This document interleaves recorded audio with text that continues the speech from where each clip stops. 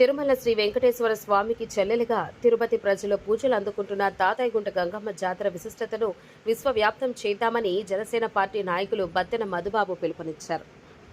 బుధవారం తిరుపతి ప్రెస్ క్లబ్లో తిరుపతి గంగమ్మ జాతరను పురస్కరించుకుని దేవతామూర్తుల వేషధారణలో మీడియాతో మాట్లాడారు.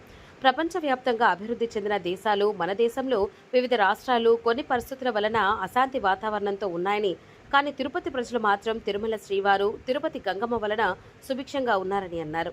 వేలాది మంది యువత బయట రాష్ట్రాల్లో ఉద్యోగాల్లో ఉన్నారని, వారందరూ కూడా తిరుపతి గంగమ్మ జాతరకు వచ్చి జయప్రదం చేయాలని కోరారు.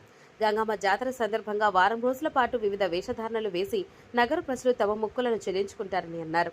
కూటమి ప్రభుత్వం ఆధ్వర్యంలో గంగమ్మ గుడి వద్ద పొంగళ్లు పెట్టుకోవడానికి తగిన వసతి సౌకర్యాలను ఏర్పాటు చేయాలని విజ్ఞప్తి చేశారు. ఈ విలేకరుల సమావేశంలో చంద్రావతి, గాయత్రి, క్రాంతి కుమార్, ఉమాశంకర్, చందన, జయంతి, రాధ, అంబిక, పార్థు తదితరులు పాల్గొన్నారు. ఇక్కడ దేశంలో ఎక్కడైనా కానీ జాతర అనగానే ఒకరోజు ఉంటుంది, 2 రోజులు ఉంటుంది. కానీ మా తిరుపతిలో వారం రోజుల పాటు వైభవంగా జరిగే జాతర ఏదైనా ఉంటే మా గంగ జాతర. ఎంత వైభవం అంటే అంత వైభవంగా జరుగుతుంది. ప్రపంచం మొత్తము విధ్వంసాలతో అతలాకుతలం అయిపోతుంది.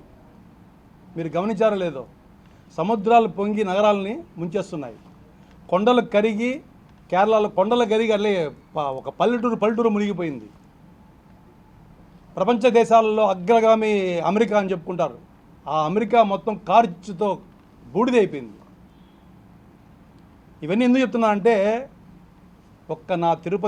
నా తిరుపతిలో ప్రశాంతంగా, క్షేమంగా, హ్యాపీగా జరిగిపోతుందంటే జీవితము ఏ ప్రాణభయం లేకుండా జరిగిపోతుందంటే ఆ కలియుగ వెంకటేశ్వర స్వామి కింద మా గ్రామదేవత, మా అమ్మవారు, వీరిద్దరి దయ వల్లే తిరుపతి ఇంత ప్రశాంతంగా ఉంది. తిరుపతి ఎవరైనా సరే తిరుపతికి వచ్చి ఒక్కసారి ఇక్కడ కానీ ఉండడం అలవాటు పడితే ఈ కల్చర్కి, ఎందుకంటే ఇక్కడ వస్తే ఎటు చూసినా దేవాలయాలే.